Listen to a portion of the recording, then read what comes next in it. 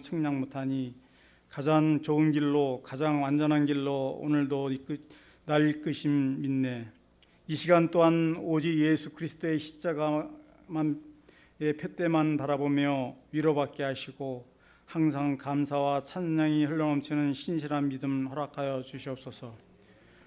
우리의 마음이 성령으로 하나가 되어 성령 공동체가 되는 우리 교회 되기를 원합니다. 우리와 함께 항상 함께 원하시기를 원하며 성령 충만함으로 인도해 주시고 근심 걱정이 아니라 감사와 기쁨의 삶으로 우리를 변화시켜 주시옵소서. 우리의 힘과 능력이 아닌 성령으로 말하게 하시고 인도하심에 깨어 있어 성령님과 함께 움직임으로 하나님의 기쁨이 되기를 원합니다. 한 주간도 주님의 함께 하심으로 예배하는 성도님 가운데 나타나게 하시고 사람의 지식이 아닌 하나님이 주신 은혜로 이기게 하시며 몸이 불편하여 치료받는 환우들이 있습니다. 찾아가 주시고 위로하여 주시며 만져주시고 믿음으로 새롭게 하시고 하나님의 자녀로 거듭나게 하시고 하나님만 바라보며 승리의 삶 되게 하여 주시옵소서. 오늘도 역사하시고 협가하신 하나님, 가정에 기쁨을 주시고 구원의 놀라운 역사가 나타나기를 소원합니다. 지금까지 함께 하신 하나님의 은혜여 증거임을 믿으며 선교와 교육, 전도를 통하여 부흥되어 새롭게 도약하며 이곳에 78년 전 하나님이 개혁하신 큰 뜻을 태장교회를 통하여 이 지역의 복음화가 되게 하시고 구원의 빛이 되게 하셔서 믿음과 소망과 평안을 주는 사랑과 은혜가 넘치는 교회 되게 하시며 좋은 소문으로 믿음의 역사를 많이 일으킬 수 있는 교회로 부흥성장하게 도와주시옵소서. 그리하여 주님을 모르는 많은 영혼들을 구하며 주님을 위하여 기쁘게 사용되는 태장교회로 부흥되게 하시며 늘 하나님이 동행하여 주시옵소서.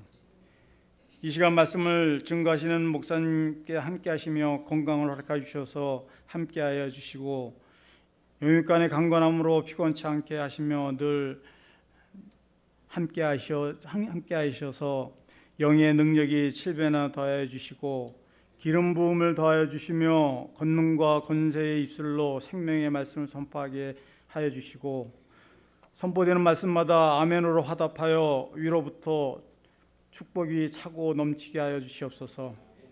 찬양으로 하나님께 영광 올려드리는 호산나 찬양대와 각 부서와 기관 숨은 곳에서 교회를 위하여 섬기는 손길마다 주님께서 함께하여 주시고 부르짖는 기도마다 응답받는 축복을 함께하여 주시며 믿는 자의 권세가 넘치게 하여 주시옵소서.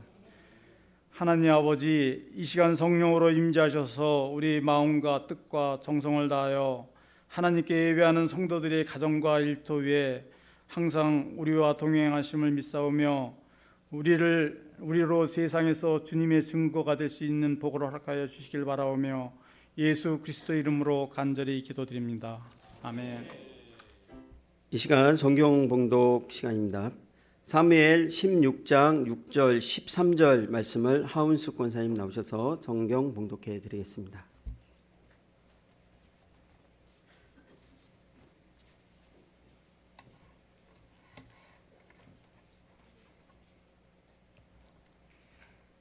그들이 오매 사무엘이 엘리압을 보고 마음에 이르기를 여호와의 기름 부으실 자가 과연 주님 앞에 있도다 하였더니 여호와께서 사무엘에게 이르시되 그의 용모와 키를 보지 말라. 내가 이미 그를 버렸노라. 내가 보는 것은 사람과 같지 아니하니 사람은 외모를 보거니와 나 여호와는 중심을 보느니라 하시더라. 이새가 아비나답을 불러 사무엘 앞을 지나가게 하매 사무엘이 이르되 이도 여호와께서 택하지 아니하셨느니라 하니 이새가 산마로 지나가게 하매 사무엘이 이르되 이도 여호와께서 택하지 아니하셨느니라 하니라. 이새가 그의 아들 7을 다 사무엘 앞으로 지나가게 하나 사무엘이 이새에게 이르되 여호와께서 이들을 택하지 아니하셨느니라 하고 또 사무엘이 이새에게 이르되 내 아들이 다 여기 있느냐. 이새가 이르되 아직 막내가 남았는데 그는 양을 지키나이다. 사무엘이 이새에게 이르되 사람을 보내어 그를 데려오라. 그가 여기 오기까지는 우리가 식사 자리에 앉지 아니하겠노라.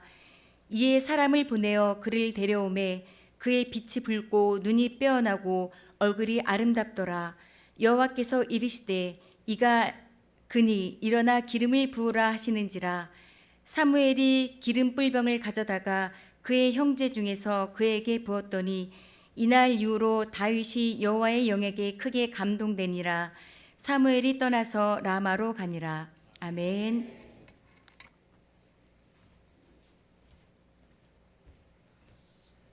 네, 교회 소식 전해드리겠습니다. 주보를 참조해 주시기 바랍니다. 오늘은 평신도 주일입니다. 그리고 아동부 교사를 모집하고 있습니다. 신청해 주시기 바랍니다. 교회학교 야외 활동이 다음 주 6월 8일 10시 30분에 안성에서 있습니다. 수원 영통 지방의 평신도 연합 예배가 다음 주일 날 오후 2시에 수원교회에서 있을 예정입니다. 해당되시는 분은 참석해 주시기 바랍니다. 수원 영통 지방의 교육자 회의가 임원 모임은 6월 5일 날, 그리고 교육자 회의는 6월 12일 날 송교봉 교회에서 있을 예정입니다. 교회 체육 활동으로 족구 모임이 있습니다. 6월 23일 다다음 주 주일 오후 예배 후에 족구 모임을 하는데요. 남녀 구분 없이 참여하시고 싶은 분은 미리 몸 풀고 준비해 주시기 바랍니다. 많은 참석 바랍니다. 몽골 단기 선교회가 있습니다. 7월 14일부터 20일까지 다랑 예수 마을 교회에서 있을 예정입니다. 후원품을 지금 받고 있습니다. 어린이 의료와 생활품, 그다음에 구급약품, 약통 등 필요한 물품이 있습니다. 보내주실 분들은 교회 사무실로 보내주시기 바랍니다. 수원 영통 지방에 연합성회가 있습니다. 8월 29일부터 9월 1일, 장소는 우리 교회 태장교회에서 있을 예정입니다. 강사 목사님은 주영숙 목사님이 오셔서 진행하시겠습니다. 교우동정 말씀드리겠습니다. 결혼식이 있습니다. 윤영준 안지혜 성도 6월 15일 서울에 있는 소노벨리체 컨벤션에서 결혼식이 있습니다. 축하해 주실 분들은 9시 30분까지 교회에서 교회차가 출발할 예정이니 교회로 모여주시기 바랍니다. 교회학교 여름 행사가 있습니다. 아동부, 학생부 행사가 있습니다. 주보 참조해 주시기 바랍니다. 그리고 주보에는 없는데 어저께 교육관 1층에 있는 우리가 교육관 만들어 놓고 주로 2층을 많이 활용을 하고 있는데요. 1층에 청년부실이 있습니다. 청년부실 옆에는 학생부실이 있는데 청년부실이 그쪽에 창문이 없이 만들어지다 보니까 거의 창고처럼 되고 거의 초창기에만 활용을 하고 활용도가 거의 없었습니다. 이유는 바람이 안 통하고 어둡고 습하고 하다 보니까 언제 거기서 바퀴벌레가 나올지도 모를 상황이었었는데 어저께 이제 황선배 장로님과 그 외에 이제 여러분이 도와주셔가지고 창문을 크게 2개를 내서 정말 환합니다. 이제는 어르신들 지금 1층에 이제 주로 예배 끝나고 나서 거기 모임을 하시는데 그 방보다 한 4배는 큰 방이 생겼으니까 그 방도 잘 활용해 주시면 좋겠습니다. 어저께 도움 손길 주신 여러 성도님들 감사를 드립니다. 나머지 관련 사항은 교회 소식에 있는 내용 참조해 주시기 바랍니다. 이 시간은 담임 목사님 나오셔서 하나님이 쓰시는 사람이라는 말씀 제목 가지고 하나님 말씀 선포해 주시겠습니다.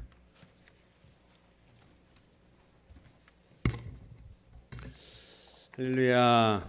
아멘. 기도하겠습니다. 하나님 아버지 감사합니다. 오늘도 거룩한 주일을 맞아서 주의 전으로 우리를 불러주시고 초대해 주셔서 우리 주님의 전에 함께 모여 기쁨과 감사와 환희의 예배를 드릴 수 있도록 인도하신 하나님 감사합니다. 오늘도 우리 빈 마음 가지고 왔습니다. 우리의 마음을 가득 말씀으로 채워 돌아가는 은혜의 시간 되게 하여 주시옵소서. 말씀이 살아 역사하며 우리의 관절과 골수를 쫄개며 우리의 다시금 나태해졌던 신앙의 고삐를 조이고 허리띠를 조여서 주님 원하시는 삶, 충성된 삶을 살아갈 수 있는 저희들 되도록 인도하여 주시옵소서. 감사드리며 거룩하신 예수님의 이름으로 축복하며 기도드립니다. 아멘. 오늘 예배에 오신 여러분 한 분 한 분을 주님의 이름으로 사랑하고 축복합니다. 우리 앞뒤 좌우에 계신 분들과 인사하겠습니다. 주의 이름으로 사랑합니다. 주의 이름으로 축복합니다. 한 번 더 인사하겠습니다. 하나님의 은혜가 당신의 삶에 풍성하기를 원합니다. 하나님의 은혜가 당신의 삶에 넘쳐나기를 축복합니다. 아멘. 감사합니다. 광고의 내용 중에서 빠진 내용이 있어서 제가 다시 말씀드립니다. 1학기 동안 우리 하늘 소풍이 지난 3, 4, 5월 달 3달 동안 진행이 됐습니다. 그래서 이번 주 금요일에 하늘 소풍이 방학을 시작을 했습니다. 3개월 동안 정말 수고해 주신 강사님들도 있고 무료로 또 자원으로 봉사해 주셔서 오셔서 선생님들이 아주 유익하고 우리 즐겁고 신체 활동도 하고 배울 수 있는 아주 시간들을 시간 아주 알차게 마련을 해주신 선생님들, 그리고 식당에서는 열심히 봉사해서 우리 맛있는 밥을 또 만들어 주셔가지고 육의 양식도 잘 먹고 영의 양식은 또 잘 공부하고 그런 금요 시간이 됐습니다. 2학기 때 또 광고 드리면서 시작할 텐데 함께하고 싶으신 분들은 꼭 오셔서 금요일 낮에 특히 무료하신 분들은 오셔서 70세 이상 되신 분들 오셔서 같이 예배도 드리고 배우기도 하고 식사도 교제도 나누면서 그렇게 교회 금요일마다 오시면은 참 좋습니다. 꼭 오셔서 함께 참여하시고 지난 금요일에 방학식을 하면서 평택에 있는 안성에 있는 세계 성막 박물관 그렇게 다녀왔습니다. 그래서 잘 다녀왔으니까 다음에 함께 참여해 주시고요. 두 번째 광고는 오늘 떡을 준비하신 분이 계세요. 여러분들을 위해서 떡을 준비하신 무슨 좋은 일이 있으신가 하면 우리 최하자 권사님의 손주가 대한항공 기장 시험에 합격을 했답니다. 대단하죠. 예. 대단한 또 축하할 일이 또 생겼습니다. 또 감사하는 마음에 또 여러분께 대접하는 그런 마음으로 떡을 준비하셨다고 하니까요. 이따 식사하시면서 나가시면서 받아가시기를 바랍니다. 예. 그리고 아까 말씀드린 대로 1층에 우리 교육관 우리 샬롬관 1층에 청년부실에 큰 창문을 2개를 냈습니다. 사람 불러서 업자 불러서 하면은 제가 볼 땐 못해도 한 배나 이상 들어야 될 가격을 팍 낮춰서 우리 성도님들이 같이 모여서 재고 끼우고 청소하고 간식 챙겨드리고 이러면서 어제 많은 분들이 왔다 갔다 가셨어요. 너무 감사하고 도움의 손길 주신 분들 감사하고 또 하늘의 큰 상급이 그분들에게 꼭 있어지시기를, 제가 칭찬하는 것보다 하나님께 칭찬받는 것이 더 좋은 것이니까 우리들 누군지 모르게 오셔서 그렇게 도움의 손길로 봉사하신 분들을 위해서 여러분 축복기도 해 주시기를 바랍니다. 하나님께서 섬기고 또 봉사하고 충성하는 주의 일에 열심을 내는 분들을 위해서 하늘의 귀한 상급을 예비해 두시리라 저는 믿습니다.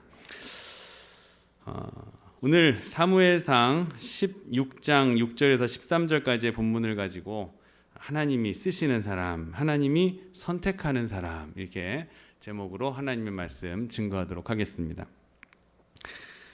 오늘은 평신도 주일입니다. 1979년 기독교 대한감리회 총회에서 제정하여서 매년 6월 첫째 주에는 우리 평신도 주일로 지키자라고 결의가 되었습니다. 그래서 그 의를 계속해서 이어와 지금에 이르게 됐습니다. 평신도의 사명, 교회는 목회자만 있으면 되는 것이 아니라 평신도 지도자, 평신도들의 역할과 사명이 굉장히 중요합니다. 그런 사명을 새롭게 결단하고 교회와 또 사회에서, 교회뿐만 아니라 사회에서 그리스도인으로서 살아가는 그런 모습이 어떠한 것인가, 헌신과 봉사, 정직과 성결의 삶, 거룩한 삶을 선교의 사명을 잘 감당할 수 있도록 격려하기 위해 지키고 있는 겁니다. 오늘 사회도 우리 장로님이 나오셔서 보시고 또 각자 평신도 우리의 대표들이 나와서 같이 예배의 구성을 같이 준비하고 그렇게 오늘 예배를 드립니다. 오늘 이 평신도 주일의 재정 의의를 생각하시면서 새롭게 나도 결심하며 드리는 결심하는 예배로 드리시기를 바랍니다. 하나님은 창조주이시고 그리고 세계 이 모든 역사, 우주의 역사를 주관하시는 분이십니다. 그러므로 하나님은 직접 섭리하시고 또 경륜하시고 그리고 다스리시는 분이십니다. 이것이 우리의 신앙 고백입니다. 신앙 고백. 그리고 성경에서 계시하고 계시는 하나님의 모습입니다. 하나님은 인간을 창조하신 후에 인간으로 하여금 모든 만물을 다스리게 하셨습니다. 그리고 다스릴 수 있는 권능과 재능과 또 능력을 우리에게 부어주셨습니다. 그래서 귀한 책임을 갖고 살도록 하게 하셨어요. 이것이 바로 하나님께서 우리에게 주시는 일반적인 경륜입니다. 일반적인 경륜과 더불어 또한 특별한 경륜이 또한 있습니다. 특별한 경륜이란 사람이 특별해서가 아니라 하나님의 목적하신 바가 특별해서 하나님의 목적하신 바가 특별해서 이것을 위하여 사람을 고용 또는 부르셔서 특별한 일에 사용하시는 것을 특별한 경륜이라고 합니다. 경륜이라고 합니다. 하나님의 특별한 고용에는 선한 목적을 위해서 쓰일 수 있는 사람이 있는가 하면 또는 악을 위해서 악한 일을 위해서 부정적이고 악한 일을 위해서 쓰이는 사람들도 있습니다. 루터의 용어를 빌려서 얘기하면 하나님의 오른손과 하나님의 왼손이 있다라고 이야기를 해요. 오른팔은 하나님의 십자가, 예수 그리스도의 십자가의 은혜로 이루어지는 일들을 얘기하고 왼팔은 율법과 심판의 비유에서 설명을 하고 있습니다. 쉽게 말하면 하나님께서 사람을 들어 쓰시는 데는 오른팔로 들어서 선한 목적으로 쓰시는 이가 있는가 하면 왼팔로 들어서 징계하고 훈련케 하기 위해서 쓰임받는 자가 있다는 말입니다. 예를 들면 아브라함 같은 믿음의 조상, 그리고 모세와 같은 지도자, 여러 왕들과 선지자와 예언자들, 사도들, 이런 주의 종들은 하나님의 오른팔로 쓰시면서 당신의 선한 목적을 위해서 이용하시는 고용된 이들이라고 할 수가 있겠고, 또 다른 한편으로는 하나님의 백성들을 훈련시키기 위해서 들어 사용하시는 왼팔로 들어 사용하시는 자들이 있다는 거예요. 악하고 잔인하며 심판의 막대기로 사용하시는 인물들, 애굽의 바로와 같이, 또 바벨론의 느부갓네살 왕같이, 이런 사람들은 하나님이 왼팔로 들어 쓰시는 자라는 거예요. 오늘날에도 하나님의 오른팔과 왼팔로 들어 사용하시는 자가 많이 있음을 보게 됩니다. 그러면 한번 여러분 자신을 들여다보십시오. 여러분은 지금 하나님의 어느 팔에 고용되어 있는가, 어느 팔에 쓰이는 자가 되어 있는가를 한번 생각해 보기를 바랍니다. 하나님은 당신의 선한 일을 위해서 우리를 쓰시되 쓰이는 사람들에게는 분명한 구원이 있습니다. 쓰이는 자에게 구원이 있고 영광과 축복이 있습니다. 이것은 하나님의 전적인 은혜이고 하나님의 전적인 은사이고 그리고 우리에게 주신 사명인 것입니다. 그러나 구원을 받는 그 그릇이 있습니다. 구원을 받는 그릇은 믿음이라고 해요. 믿음이고 또 축복을 받는 그릇은 겸손이라고 합니다. 축복과 그리고 구원을 받을 수 있는 이 믿음과 겸손의 그릇은 하나님께서 주시는 것이 아니라 우리 스스로가 준비해 가야 하는 것이에요. 내가 준비해 가야 되는 거예요. 오늘 본문에서 하나님께서는 다윗을 택하셔서 기름 부으시고 왕으로 삼아 이스라엘 왕이 되게 하십니다. 귀한 역사가 이제 시작이 되는 역사 기록되어 있어요. 근데 여기에는 신학적인 중요한 사실이 담겨져 있습니다. 다윗은 온 백성이 지지하고 높여서 마침내 이스라엘의 왕이 되는 것이기는 하지만 백성들이 선택하고 백성들이 성원을 해서 사울이 죽인 자는 천천히고 다윗이 죽인 자는 만만이라며 칭송을 받으며 왕이 되었습니다. 다윗은 기름 부음을 3번을 받았어요. 한 번은 사무엘에게서 오늘 본문에, 두 번째는 남유다의 왕이 되었을 때에 한 번 또 받고, 그리고 온 이스라엘의 그 왕으로서 세워지게 될 때에 또 한 번 기름 부음을 받습니다.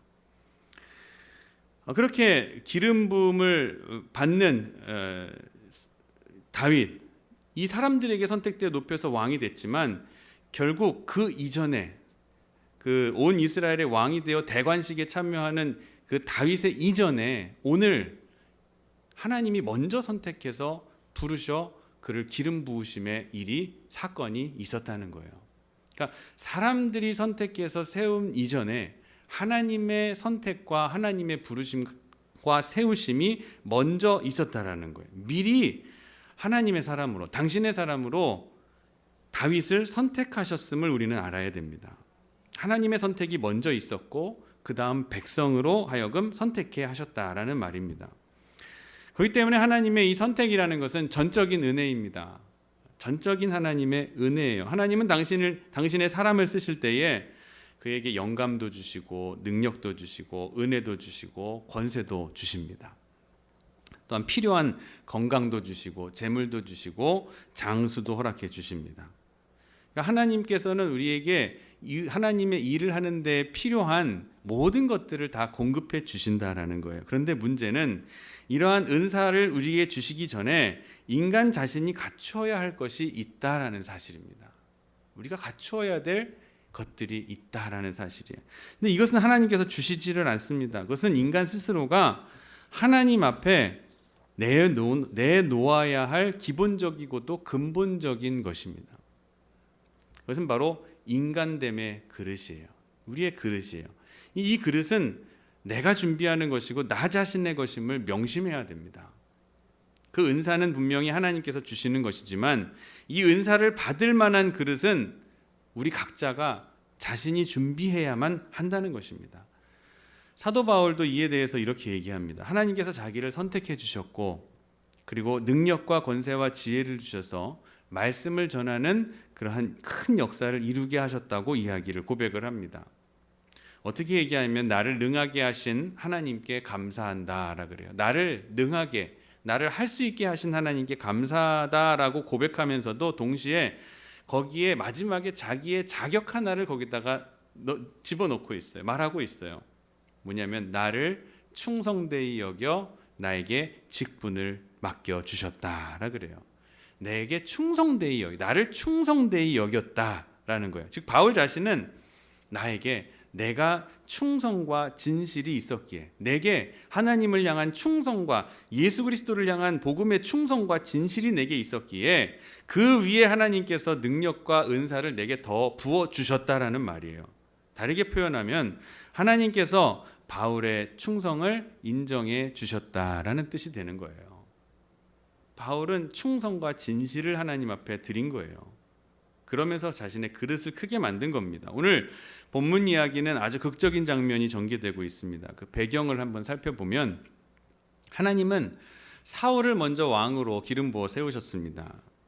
사울은 남보다 어깨 위로 하나가 더 올라올 정도로, 머리가 하나 더 클 정도로 키가 크고 기골이 장대해요. 외모가 아주 출중했던 것이에요. 전형적인 장군 제목이었습니다. 싸움에 능한 사람이었어요. 그리고 처음에는 겸손한 사람이었어요. 근데 왕이 되고 불과 1년 지나고 난 뒤에부터는 사울은 점점 타락해 가기 시작합니다. 자신이 왕이라는 것으로 내가 선지자와 제사장의 위치까지, 사무엘이 감당해야 될 일들까지도 내가 할 수 있겠다라고 생각하는 것이죠. 우리 인간의 타락은 하나님 없이 내가 뭐 할 수 있겠다라는 생각이 들어올 때부터 우리의 타락은 시작됩니다. 따라하겠습니다. 하나님 없이 내가 뭐 할 수 있을 것 같다. 이런 생각이 들어오면 우리는 타락해 가기 시작하는 거예요. 사울은 그런 생각이 마음에 들어왔을 때에 점점 타락해 갑니다. 불과 왕이 된 지 1년 만에. 하나님은 사울의 교만을 보시고 사울의 왕권을 빼앗기 위한 작업을 시작하십니다. 사울이 아직 왕의 보좌에 앉아 있을 때에 하나님은 사무엘을 부르셔서 이새의 집에 보내시며 그 이새의 아들 중에서 하나님의 선택된 사람이 있다고 말씀하십니다. 그래 그에게 기름을 부으라. 기름을 붓는다는 건 왕으로 인정한다. 하나님께서 너를 왕으로 세우신다라는 것이죠. 그래서 예수님의 우리가 부르는 그리스도라는 이 호칭도 기름 부음 받은 자라는 뜻이잖아요. 기름 부음 받은 자는 왕의 권세를 가진 자라는 뜻이에요. 예수님은 왕의 권세를 가지신 분이에요. 다윗이 누군지 모르지만 이새의 집으로 가서 그의 아들 중에서 선택한 사람이 있으니까 그에게 기름을 부으라 말씀하십니다. 이 말을 듣고 사무엘은 곧장 순종합니다.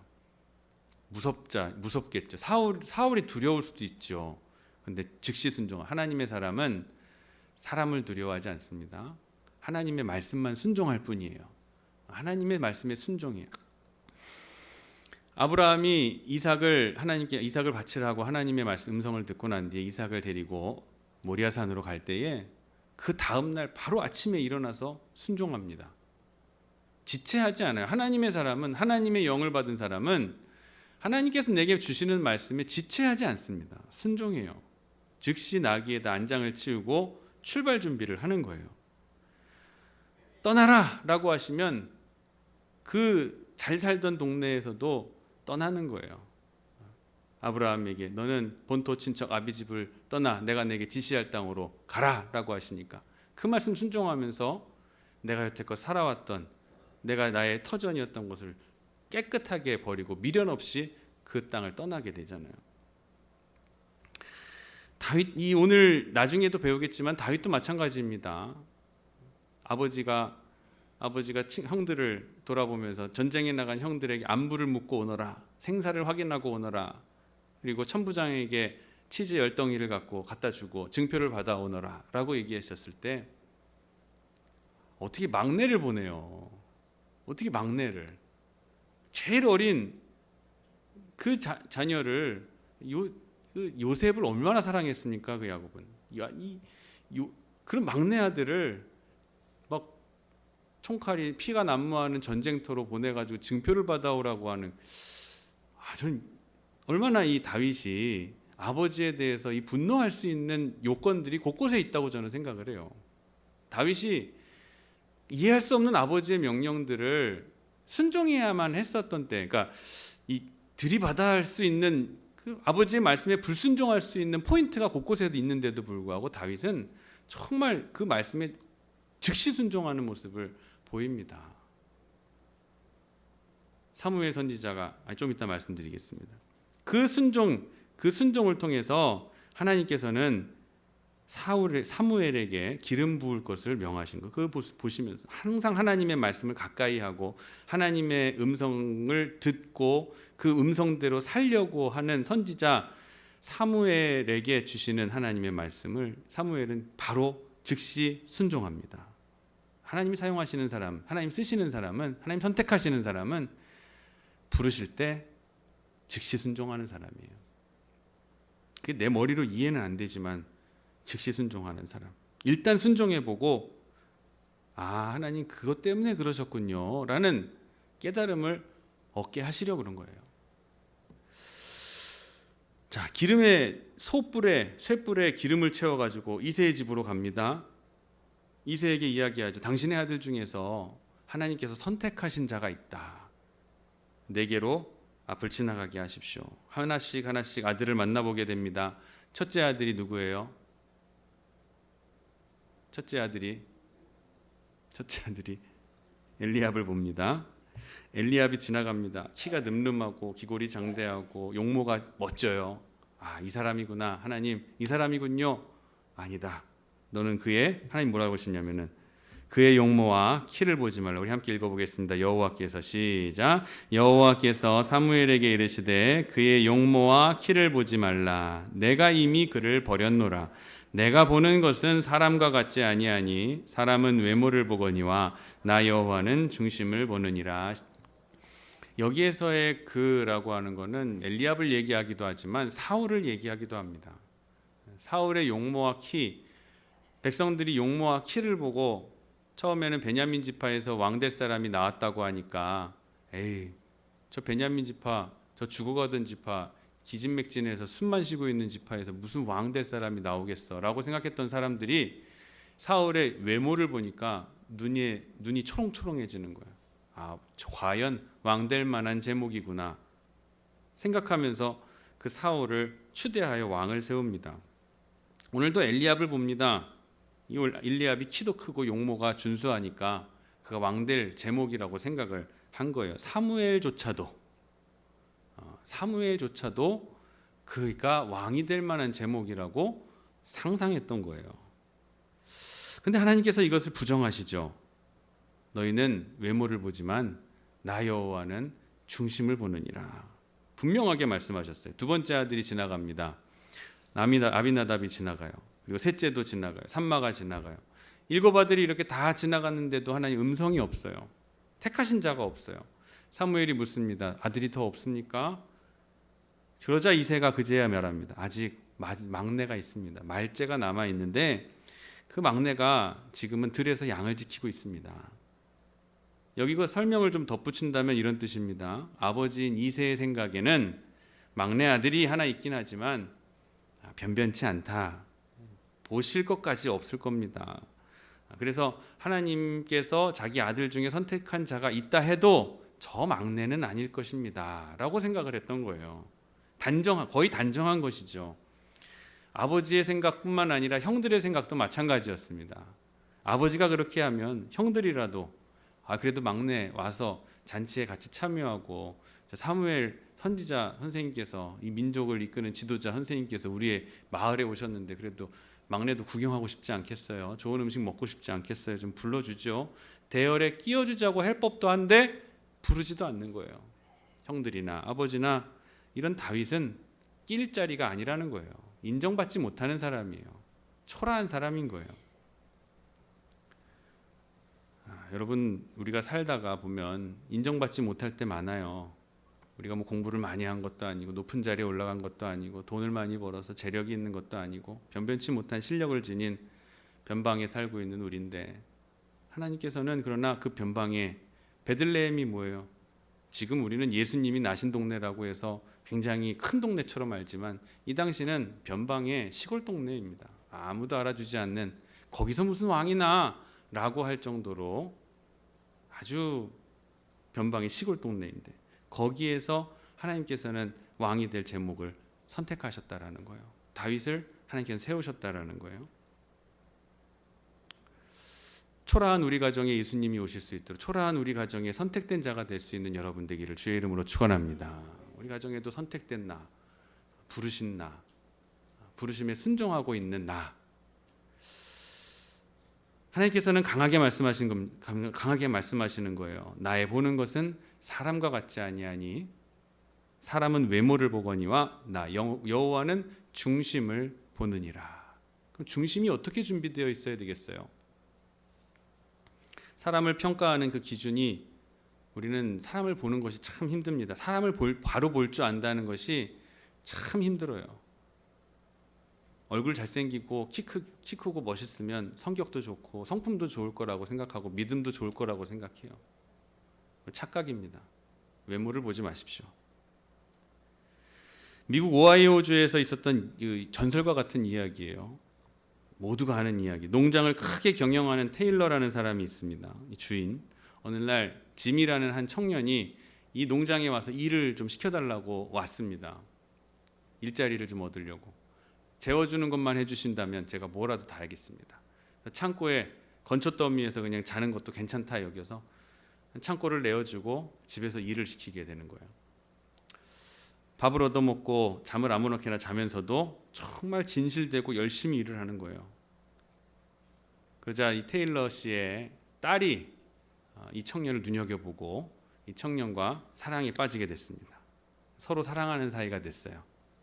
근데 이게 이루어질 수 있는 사이입니까?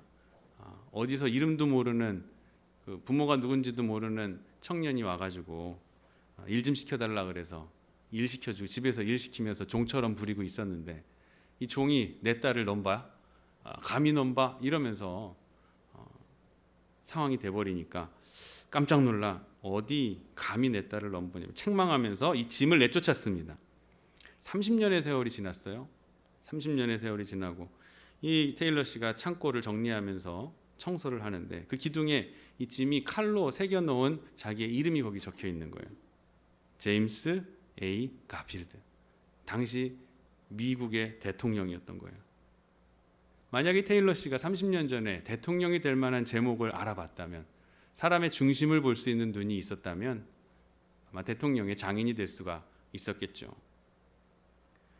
그 청년이 가진 소유, 그리고 족보, 소속, 이게 불분명하다는 것 때문에 그 사람이 가지고 있었던, 청년이 가지고 있었던 성실과 진실과 정직과 충성이 전혀 보여지지 않았던 거예요.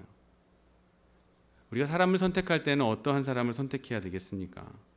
사람됨은 그 사람의 중심을 보아야 되는데, 우리가 학벌이나 가문이나 재산이나 용모 지나치게 신경 쓰는 경향이 많이 있습니다. 근데 오늘 본문에서 하나님께서는 그런 거 보지 않으신다는 거예요. 사람의 중심을 보신다는 거예요. 내면적 인간, 우리의 내면, 존재 자체를 보신다는 것이죠. 우리의 영적이고 우리의 근본적인 이 속사람을 보신다라는 말씀이에요. 사람은 아무리 많이 지식을 쌓아서 지위가 높아져도 그 사람됨의 본바탕은 잘 변하지 않습니다. 그래서 세상 사람들은 사람은 고쳐 쓰는 것이 아니다 뭐 그러고 절대로 사람은 바뀌지 않는다라고 얘기하죠. 정말 맞아요. 사람은 바뀌지 않습니다. 그렇기 때문에 본바탕이 변해야 돼요. 그리스도인들은 거듭납니다. 사람이 변할 수 있는 거예요. 세상에서는 절대 어떠한 것으로도 사람은 변하지 않아요. 본래 본바탕은 변하지 않습니다.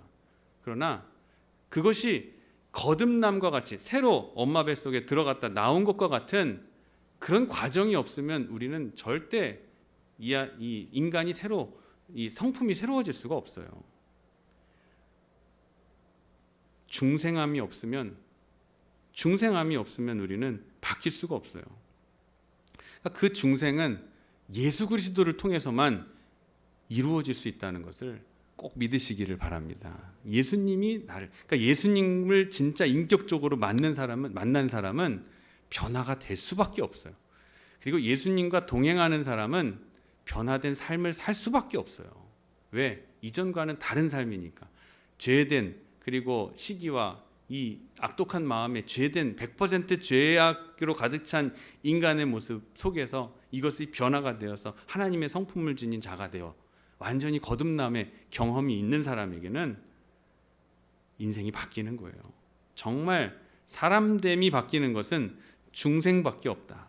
예수님을 만나는 것밖에 없다는 것을 꼭 믿으시기를 바랍니다. 그래서 예수 믿지만 조금 부족한 이들을 보면서는 우리가 그렇게 얘기하는, 예수님을 인격적으로 만나야 돼.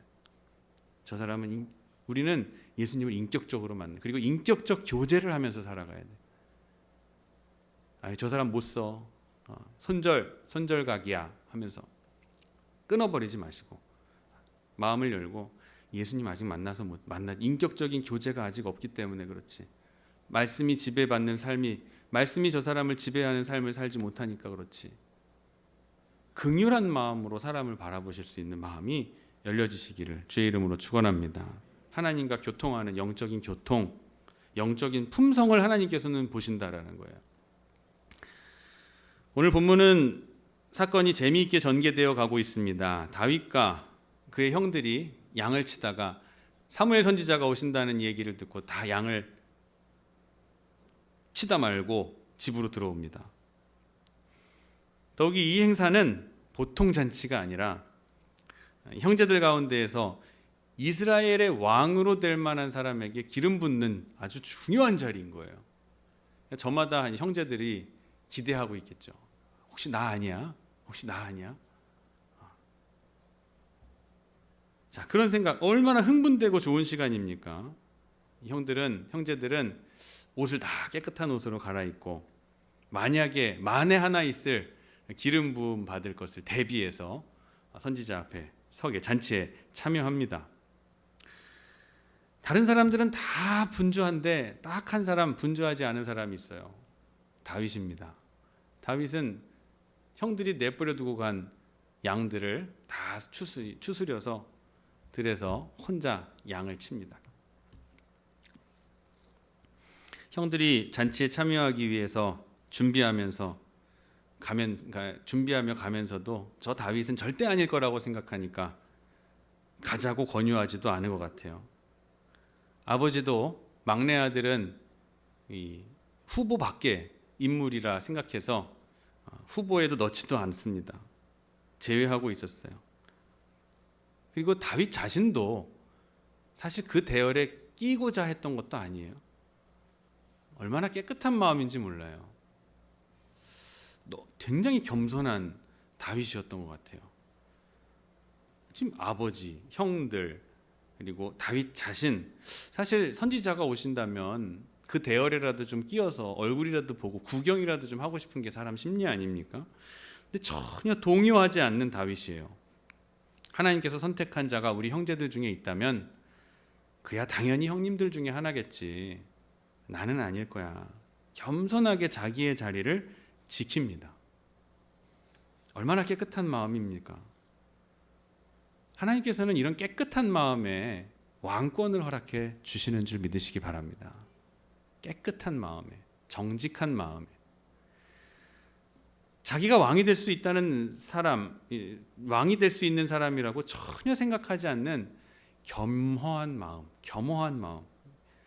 깨끗한 마음, 여기에 하나님께서는 왕권을 허락하시는 거예요. 겸손과 그리고 형들이 내버리고 간 그 양들을 추스르면서 아버지의 양들을 치는 이 다윗의 충성, 작은 충성, 큰 충성도 아니에요. 작은 양 치는 충성.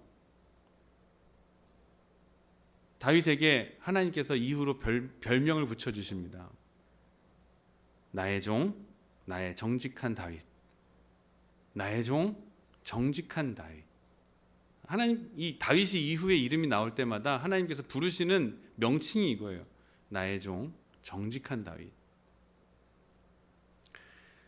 다윗의 책임감 하면은 여기서뿐만이 아니에요. 이 이후에 17장 넘어가면은 거기에 이제 블레셋과 전투가 벌어지고 유명한 골리앗 전투가 있죠. 골리앗과 싸움을 하는데 형들이 전쟁에 여기 이름 나온 3명이 똑같이 전쟁터에 나갑니다. 근데 그들 형들이 형들의 생사를 확인하기 위해서 안부를 묻기 위해 이 막내를 보냅니다. 막내를 보내면서 치즈 10덩이를 같이 보내요. 이건 누구 거예요?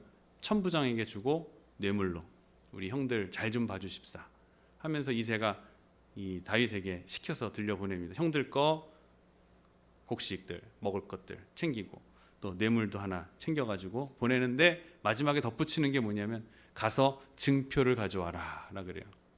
증표를 받아오라 그래요. 아, 정말 억울하지 않습니까? 다윗이 중간에 가다가 이거 허튼 데다가 팔까봐 또 어디다가 또 떨어뜨릴까봐 그러고 오면 안 되니까 가서 형들에게 주고 천부장에게 주고 증표까지 받아오라 그래요. 아, 이쯤 되면 저 같으면 막 분노, 아버지 날 못 믿어요? 제가 그런 사람이에요? 근데 다윗은 아무 소리 하지 않고 그 다음날 바로 출발해요. 바로 말씀에 순종하면서 출발을 합니다. 그 출발할 때 들에 아까 지금 치던 양들 있잖아요. 이 양들을 양치는 자들에게 맡기고 출발합니다.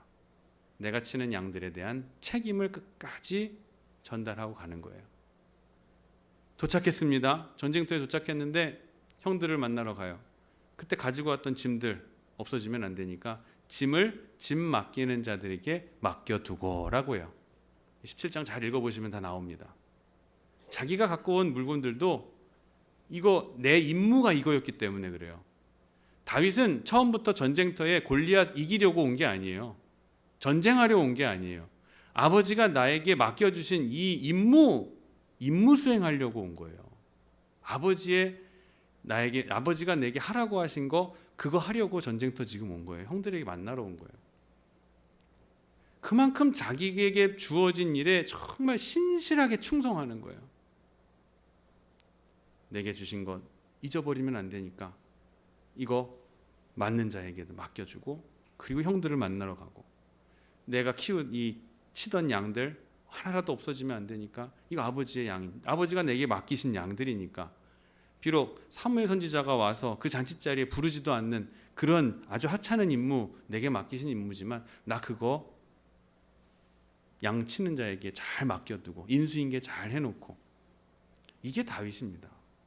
우리가 다윗 얘기하면 나단 선지자로부터 책망 들었을 때 바세바와 동침을 해가지고 간음을 한 다음 살인까지 저지르고, 그리고 난 다음에 나단 선지자로부터 책망 들었을 때 회개해가지고 성군, 이런 것만 생각하지만 이 앞서 이 다윗이 왕으로 세워지기까지의 과정 가운데 이 깨끗하고 겸허하고 겸손한 마음, 이 마음들을 우리가 간과하는 것이 사실입니다. 그러나 하나님께서는 그것마저도 다 보고 계시는 거예요. 정직하고 겸허하고 겸손하고 성실하고 신실한 마음. 하나님이 외모를 보시지 않고 중심을 보신다라는 의미는 바로 이런 거예요. 다윗의 이러한 중심을 보시는 거예요. 그리고 나중에 회개할 때도 마찬가지예요. 나단 선지자의 책망을 듣고 내가 죄를 지었나이다 하고 깨끗하게 고백합니다. 정직해요. 깨끗하게 인정해요. 회개에도 용기가 있는 사람이에요. 회개도 용기가 있어야 합니다. 회개에도 용기가 있어요. 왕의 신분으로서 자기가 지은 죄를 은폐하고 엄폐할 수 있지만 그게 드러나면 얼마나 백성들에게 부끄러운 일입니까? 감추고 싶은 것이 사실인데 백성들 앞에 내가 이거 드러나면 설 수 없는 부끄러움을 당할 텐데, 그래도 하나님께서 책망하시니 내가 정직하게 나의 죄 앞에 무릎 꿇겠습니다. 이게 다윗의 마음이었던 거예요. 정직하게 회개를 한 거예요. 다윗의 참회는 참 눈물겹고 위대한 일면이 많습니다. 시편 가운데 이 다윗이 회개하는 시를 많이 볼 수가 있는데요. 그 여러 이 시들을 보면은 이 다윗은 남을 핑계대거나 죄에 대한 전가를 하거나 누구 때문에, 환경 때문에 이렇게 됐다라고 하는 거 하나도 없습니다. 바세바와 동침을 해서 죄를 지었을 때에도 회개하는 내용 보면은 바세바를 원망하는 말은 한마디도 없어요. 왜 하필이면은 그때 거기 올라와 가지고 목욕을 하고 있어서 나를 그런 마음 들게 했을까? 우리는 그렇게 생각해요. 죄를 지어도 꼭 원인이 있고 꼭 그렇게 원인 제공을 하는 사건과 상황이 있었고, 그래서 내가 넘어간 거다. 내게 선악과를 권유하는 뱀이 있었기 때문에 내가 그것을 집어먹은 것이다라고 우리는 핑계댄단 말이에요. 그러나 다윗은 그러지 않았어요. 핑계하지 않아요. 정직하게 자신의 내면에 100% 죄인일 수밖에 없는 자신을 직면하는 거예요. 중심을 보시는 하나님 앞에 내 중심을 깨끗하게 정리해 가는 거예요. 지금 우리 주변에는 많은 사건들이 일어납니다. 근데 어느 누구도 책임지지 않아요. 제 책임입니다. 제 잘못입니다. 어느 정치인이 그런 얘기합니까? 어느 사람이, 어느 경제인이 자기 때문에 이렇게 회사가 이렇게 됐습니다. 아니, 팔아가지고 자기 이속을 채리고. 책임을 지는 사람, 그 한 사람을 찾기 위해 많은 희생이 있는 거예요. 책임질 줄 모르는 사람에게 중요한 일 맡긴다는 것은 불행한 일입니다. 다윗은 그 정직함이 처음부터 끝까지 시종일관 동일했어요. 불변의 사람이었던 거예요. 사울은 처음과 끝이 다른 사람이었죠. 처음에는 겸손한 척했지만 나중에는 인물이 점점 변화해서 악령에 사로잡혀 아말렉과 싸운 뒤에는 자기의 기념비를 거기다 세워놓고 사무엘 선지자를 무시하며 자기가 제사를 집례하는 교만을 부렸던 거죠. 하나님이 쓰시는 사람은 특별한 사람이 아닙니다. 하나님이 선택하시는 사람은 유능한 사람이 아닙니다. 오히려 그 유능과 특별함 때문에 사울처럼 용모와 키를 보다가 스스로 타락해 가는 일이 얼마나 많은지 몰라요. 그리고 의인도 아닙니다. 작은 일에 충성하면서 허영과 탐욕을 조절하고 허영과 탐욕이 없는 겸손하고 하나님의 뜻을 겸허하게 받아들일 수 있는 사람, 그리고 마음이 정직하여서 깨끗함을 유지하는 사람, 성실하고 성결하며 거룩함을 위해 몸부림치는 사람. 아까 처음에 하나님의 일반적인 경륜과 특별한 경륜이 있다고 말씀드렸어요. 일반적인 경륜은 우리 모두가 다 받고 있어요. 하나님의 제한 없는 은혜를 우리는 모두 다 누리고 있어요. 그러나 거기에서 더 나아가 하나님의 특별한 목적을 가지고 일하시려고 하는 일에 쓰임 받고자 하신다면 거기서 한 단계 더 나아가 외모를 보지 아니하시고 중심을 보시는 하나님의 그 기준을 맞추어 가실 수 있는 여러분 되기를 주의 이름으로 축원합니다.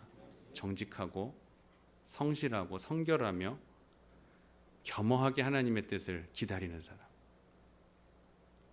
죄를 지었더라도 정직하게 내 죄를 직면하면서 회개의 자리로 빨리 나아갈 수 있는 우리 저와 여러분 되기를 주님의 이름으로 축원합니다. 기도하겠습니다.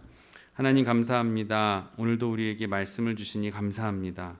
하나님이 쓰실 수 있는 그릇을 준비할 수 있는 삶이 되게 하여 주시옵소서. 이제껏 내게 맡기신 일이 작은 일이면 작다고 하찮다고 안 하고 큰 일이면 부담된다고 하지 않으려고 했지만 다윗을 통해서 우리에게 가르쳐 주신 대로 이제는 욕심과 탐욕을 물리치고 작은 일에도 충성하는 정직한 그리고 겸허한 사람이 되게 하여 주시옵소서. 중심을 보시는 거룩하신 하나님 앞에 우리들 깨끗한 모습으로 하루하루를 서갈 수 있는, 그래서 하나님의 특별한 경륜을 받아 특별한 목적을 위해 쓰임 받는 하나님의 복된 종들 되도록 축복해 주옵소서. 예수님의 이름으로 감사하며 기도드립니다. 아멘.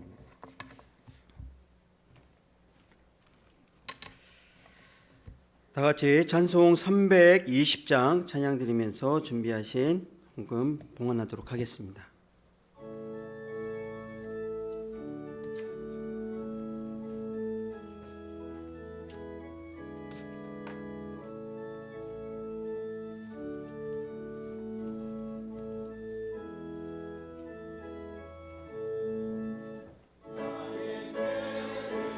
정케 하사 주의 일꾼 삼으신 구세주의 넓은 사랑 항상 찬송합니다. 나를 일꾼 삼으신 주 크신 능력 주시고 언제든지 주 뜻대로 사용하여 주소서.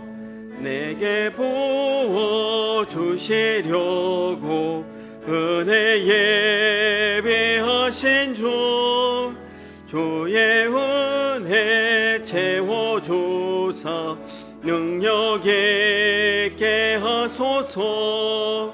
나의 일꾼 삼으신 주 크신 능력 주시고 언제든지 주 뜻대로 사용하여 주소서. 죄의 짐을 풀어주신 주의 능력 크도다. 나를 피로 사신 예수 내 맘속에 오소서. 나를 일꾼 삼으신 주 크신 능력 주시고 언제든지 주 뜻대로 사용하여 주소서. 주여 내게 성령으로 충만하게 채우사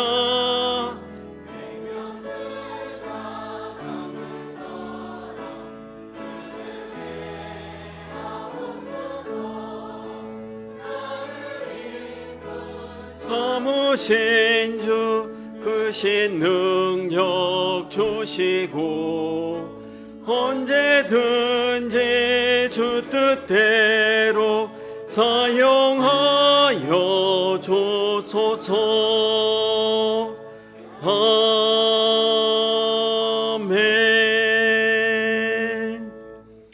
시간 드린 예물을 위하여 박내청 권사님 나오셔서 봉헌 기도해 주시겠습니다.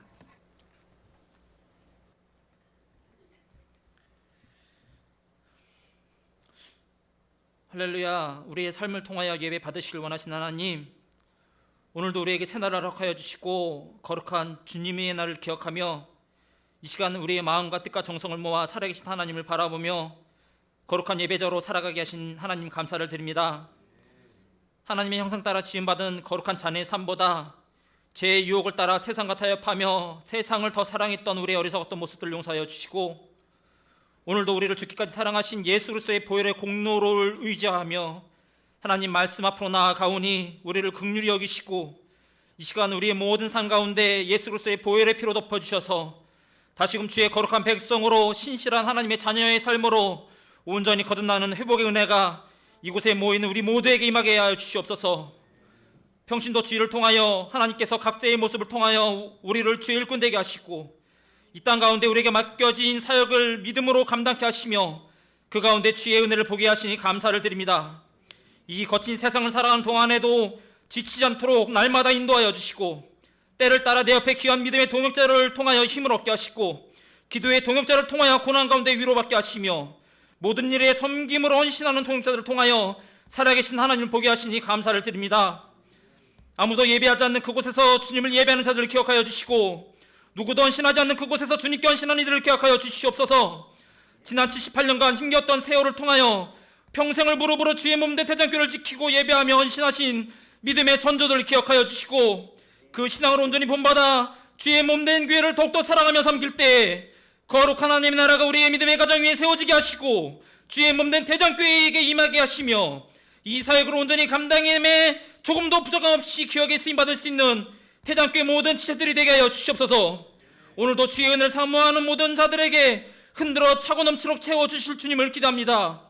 날마다 성전 미문에 앉아 구걸하는 안전뱅이가 베드로와 요한을 주목하며 바라볼 때 베드로가 이르되 은과 금 내가 없거니와 내게 있는 이것을 내게 주노니 나사렛 예수 그리스도의 이름으로 일어나 걸으라 하고 오늘 손을 잡아 일으키니 발과 발목이 곧 힘을 얻고 뛰어서서 걸으며 그들과 함께 성전으로 들어가서 걷기도 하고 뛰기도 하며 하나님을 찬송하는 기적을 보게 하신 것처럼 하나님 주의 전을 사모하며 주의 성전들을 받는 모든 이들의 발걸음을 복되게 하시고 우리 인생의 모든 문제를 하신 하나님께서 문제보다 더 크신 능력의 이름 대신 예수 그리스도의 이름을 힘입고 담대히 나갈 때에 모든 인생의 문제의 질병의 고통 가운데서 자유케 되는 은혜가 이 예배 가운데 임하게 하여 주시옵소서. 오늘도 우리에게 향하신 아버지 하나님의 그 크신 은혜를 기억하며 순서에 따라 예물을 하나님께 봉헌합니다. 하나님의 것을 구별하여 드려지는 손길을 기억하여 주시고 오늘도 우리에게 새 생명을 허락해 주시는 은혜에 감사하며 각자의 상황 속에서 은혜 주심을 따라 드려지는 손길을 기억하여 주시옵소서.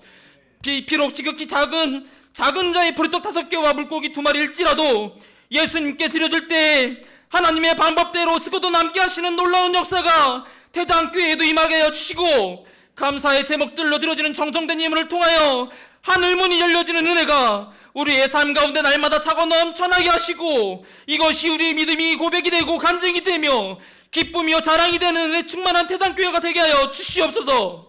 예배를 통하여 하나님 말씀을 깨닫는 은혜를 지혜를 주시고 말씀을 힘입어 한 주간의 삶 가운데 행함의 열매로 하나님께 영광 들어지는 은혜의 시간 결단의 시간을 인도하여 주실 줄을 간절히 바라오며 우리의 순종을 통하여 일하시고 역사하실 아버지 하나님의 놀라운 기적들을 기대하며 십자가의 보혈을 능력으로 이 복음을 믿는 모든 자에게 구원의 은혜를 허락해 주시는 예수 그리스도의 이름을 입어 간절히 기도드리나이다. 아멘.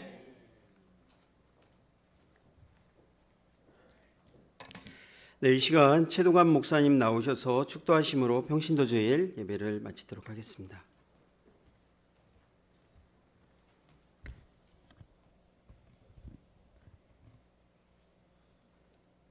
이제는 우리들의 죄를 대속하시려고 갈보리 언덕 십자가상에서 피 흘려 돌아가신 우리 주 예수 그리스도의 은혜와 하나님 아버지의 크신 사랑과 성령의 감화 감동이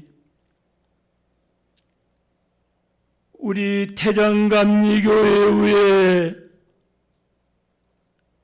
그리고 오늘 여기 거룩한 성전에 나와 하나님께 예배드려 영광 돌린 머리 숙인 사랑하는 남녀 모든 성도들 머리 위에 가정 위에 일터 위에 직장 위에 사업장 위에 원치 않는 병으로 치료받는 성도들 위해 이 나라와 이 민족 위에 이제로부터 영원토록 함께 계시기를 축원하옵나이다. 아멘.